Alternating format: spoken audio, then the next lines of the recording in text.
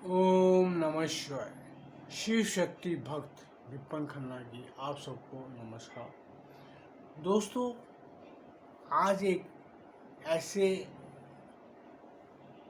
वाक्यों को, ऐसे शब्दों के साथ मैं आया हूँ कि कुछ मैं वीडियो देखता रहता हूँ कि मृत व्यक्ति के सम्मान नहीं रखना चाहिए, कि जो मृत व्यक्ति है उसकी तस्वीर नहीं लगानी चाहिए।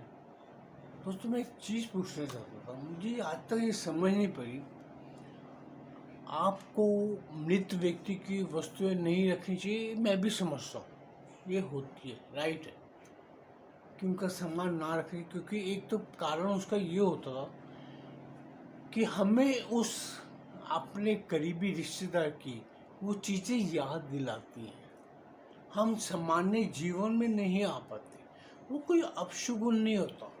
आपको मैं एक चीज़ छोटी सी समझाना चाहता हूँ कि मृत व्यक्ति का सामान आप बोलते नहीं, उसके कपड़े उठाते हो दे देते हो किसी को, कभी कोई उसका का चीज़ यूज़ करता तो वो सामान दे देते हो लोगों को, देखो कोई बात नहीं, वो चीज़ चल जाती है। लेकिन ये कह के कि अच्छा नहीं होता, डराना, वो गलत है दोस्तों। ये चीज़ें तभी कही गई थी सिर्फ इसीलिए कि आपको सामान्य जीवन जीने के लिए वो वस्तुएं आपको अपने प्रिय की याद दिलाती है।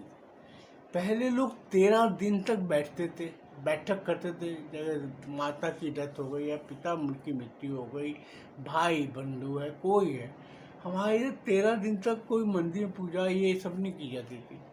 सिर्फ इसीलिए नहीं की जाती कि उसकी याद में आप रोते ना रहें।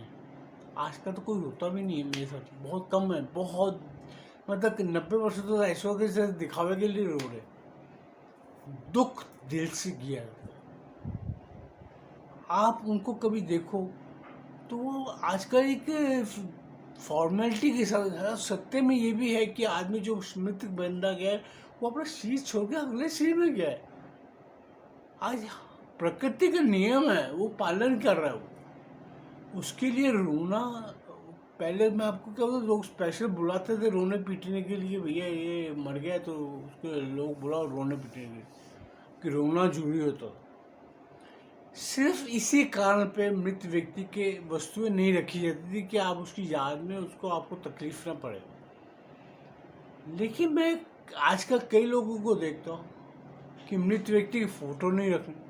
दोस्तों, मंदिर में मृत व्यक्ति की फोटो रखना वो महापाप है, ये चीज मैं भी कहता हूँ। मंदिर में कभी मत रखो। आज कोई इंसान ईश्वर के बराबर नहीं हो सकता, ये चीज सत्य है। थोड़ी बुद्धि, थोड़ा ज्ञान और थोड़ी खुद की समझ चाहिए। हम हर चीज में एक के पीछे चल पड़ते हैं, वो बेवकूफ़ी वाली काम है।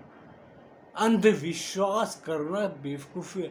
ईश्वर ने हर किसी को बुद्धि दी है, आप उसमें थोड़ा सा समझ रखिए कि आप क्या कर रहे हैं। मैं वो तो सब कुछ सत्य है, तो अगर मृत व्यक्ति की आपकी चीज़ें नहीं रखती है, अपशगुन होगा, अच्छा नहीं होगा, नहीं, ये सिर्फ इसी कारण थे।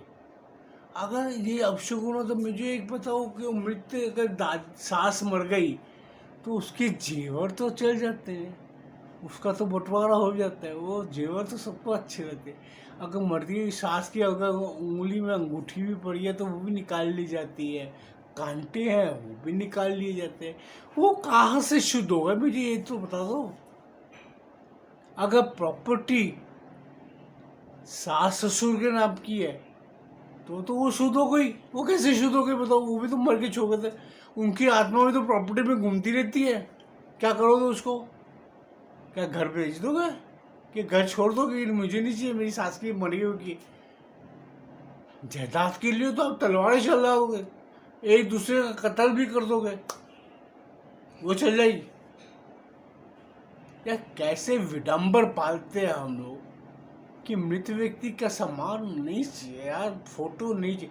देखो दोस्तों, मैं एक चीज आपको और बताता हूँ। हमारे पहले लोग गद्दियाँ बनती, गद्दी मतलब ऑफिस के अंदर जो दुकानें होती थी, दुकानों में गद्दियाँ होती थी, गद्दी के ऊपर अपने पूर्वजों की फोटो लगाई जाती थी।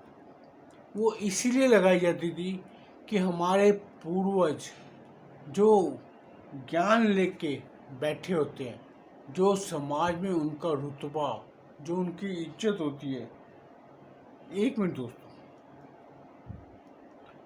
जो उनकी इज्जत होती थी उसका उनको मान मिले। दादे परदादों की फोटोएं लगी होती थी। आज भी आप पुराने पहले महलों में जाएंगे तो वहाँ पे सबकी फोटोएं नजर आती थी आपको, ये राजा इसका था, ये क्योंकि वो शक्तिशाली राजे होते थे।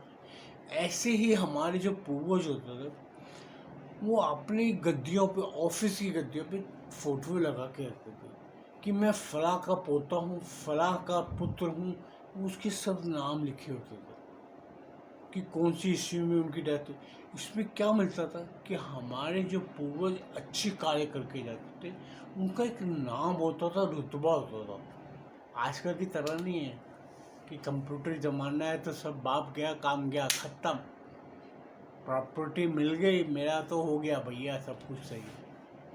अब वो बच्चे क्या करेंगे बेचारे जिनके माँ बाप कुछ नहीं छोड़ के जाते। ये मैं उन बच्चों की भी किस्मत कहूँ या क्या कहूँ कि फुकटे माँ बाप मर जाए तो क्या कहेंगे वो। बट ऐसी संतानें, मैं उनको सलाम करता हूँ।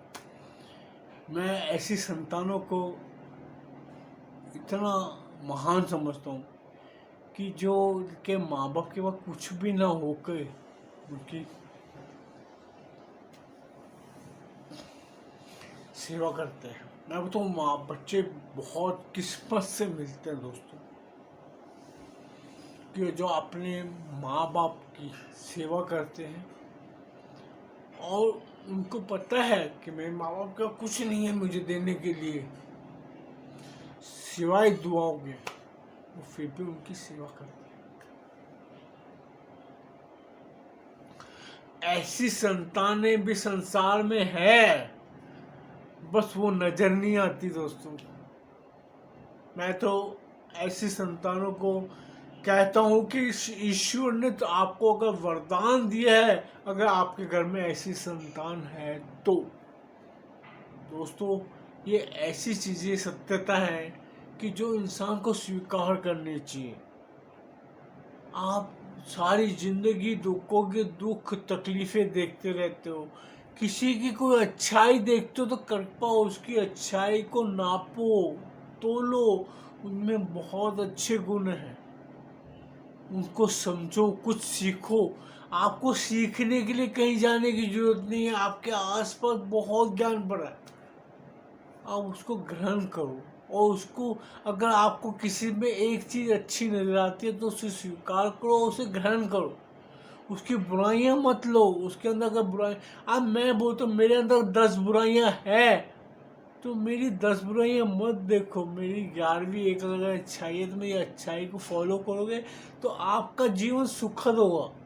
मेरी 10 बुराइयों को चूल्हे में डाल दो, मैं मुंह पे बोलता हूँ उसको छोड़ दो, गटर में बहा दो, पानी डाल दो, खत्म कर दो उसको।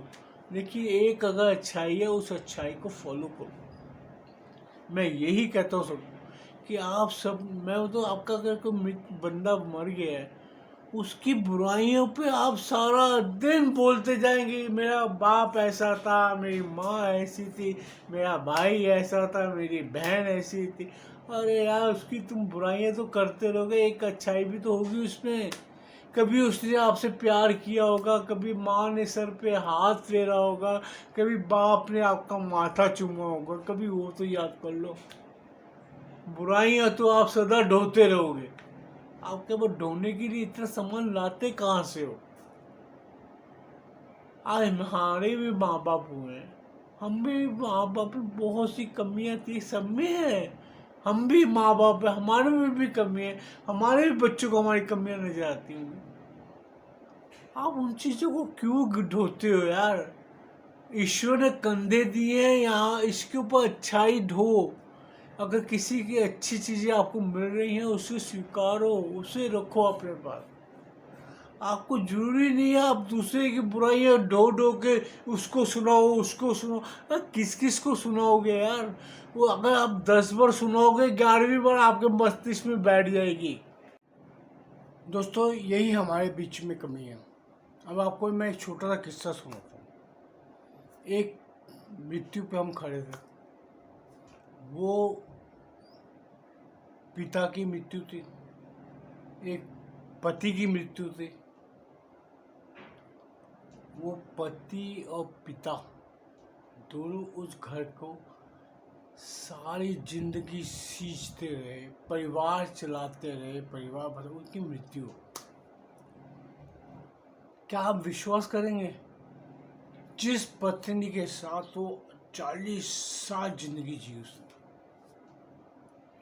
वो पत्नी उसकी मृत्यु शव पड़ा है, उसके लिए अपने अंदर से एक चादर निकाल के नहीं दे पा रही। वो पत्नी जिसके लिए उसने सारी जिंदगी कई बार झूठ बोल के पैसा धन कमाया होगा, कई बार कुछ उल्टे सीधे काम भी किए होंगे धन कमाने के, सिर्फ उसकी जरूरतें पूरी करनी, परिवार की जरूरतें पूरी करने के। उस औरत के पास, उस पत्नी के पास, उस बच्चों की माँ के पास एक तकिया नहीं था घर के अंदर कि वो अपने पति के शव के नीचे, सिर पे नीचे दे सके। दोस्तों ये कैसा विडंबन, जो इंसान सारी जिंदगी अपने परिवार के लिए खपा देता है, उसकी मृत्यु पश्चात शव के नीचे रहने की चादर और तकिया नहीं दे सकते उनके परिवार।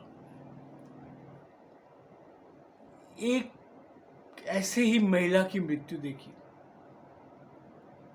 वो सारी जिंदगी मर गई, खप गई पूरे परिवार के। वो पति के पास एक 50 या 100 रुपये ये नहीं है कि वो सुहागन मरी और उस पर श्रृंगार किया जा सके। उसके बच्चों में इतनी ताकत नहीं है क्या कि वो 50-100 रुपये करके उसका श्रृंगार कर सके। उन बच्चों के पास सब कुछ है, पति के पास सब कुछ है, हजारों रुपए खर्चा कर लेते हैं घूमने फिरने के लिए, खाने पीने के लिए। उस माँ के लिए एक 50 या 100 रुपये नहीं है कि उसको श्रृंगार के। हमारे में जब एक पतिव्रता नारी का स्वर्ग होता है, स्वर्गवास होती है, तो उसको पूरा श्रृंगार किया जाता है।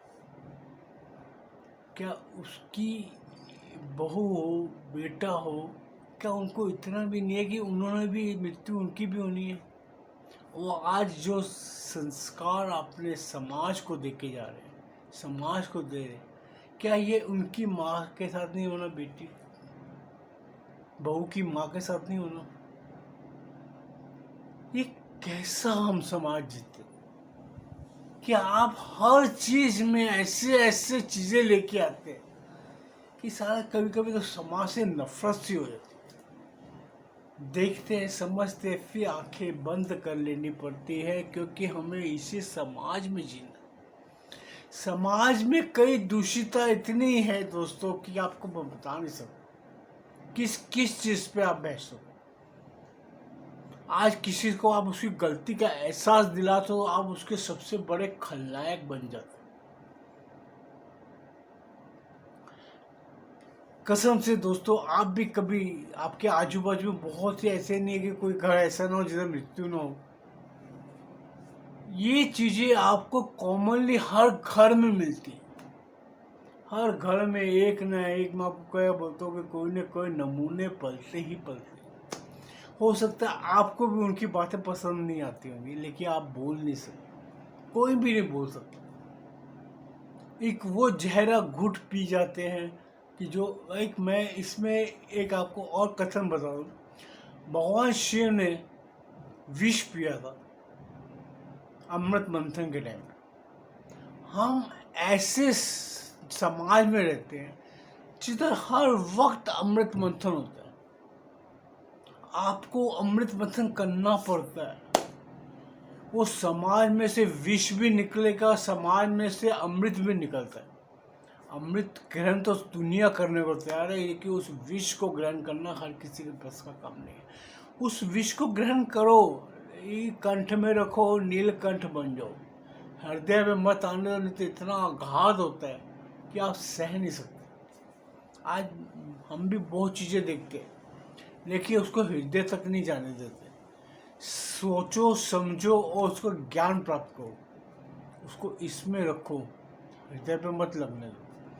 आपको बहुत तकलीफें आती है, कई बार ऐसे ऐसे शब्द, ऐसे ऐसे वाक्य आपको सुनने मिलते हैं कि आपको उस चीज़ पे कॉम्प्रोमाइज़ करना पड़ता है, और करना भी चाहिए, तभी आप जी सकते हो। जिंदगी जीने के लिए तीर तो चलते रहेंगे, कोई इधर से चलेगा कोई उधर से चलेगा। सो दोस्तों, अब आपको मैं मुद्दे पे यही आ रहा हूँ कि अगर बड़े बुजुर्गों की कुछ यादें अपने मन मस्तिष्क में रखो, उनके गुण, उनके अच्छे कर्म, उनकी अच्छी यादों को सीने में दबा के रखो। क्या रखा है तस्वीरों में, तस्वीरें तुम उल्टा कर दो तो नीचे बैठ जाती हैं, कोई उठा के पलंगों में रख देते हैं कि उनकी तस्वीर भी उनकी दीवार पे एक जगह, जो मकान उन्होंने बनाया उस मकान में एक दीवार भी उनके लिए नहीं नसीब होती। यही दोस्तों एक कहानी है जो बहुत तकलीफ देती है। काश इन इमारतों में एक कोना ऐसा भी हो जहाँ बड़े बुजुर्गों की याद में हम उसको लगा सकें, उन्हें याद कर सकें। ऐसा कोना घर में कहीं नहीं मिलता। ढूंढो दोस्तों, क्या आपके घर में ऐसा कोना है? ठीक है दोस्तों, बड़े बुजुर्गों के मकान, जायदाद, दौलत सब मिल गई, लेकिन उनके लिए एक 6x6 की तस्वीर के लिए जगह नहीं मिलती। ओम नमः शिवाय। दोस्तों, अगर आपको ये वीडियो मेरी पसंद आए तो कृपया लाइक कीजिए, चैनल को सब्सक्राइब कीजिए, बेल आइकन दबा दीजिए। हाँ, अगर मेरे वाक्य और कथनों में कोई आपको तकलीफ होती है तो कृपया मुझे क्षमा करना। मेरे जो मन में आता है मैं आपसे बात करता हूँ। ओम नमः शिवाय।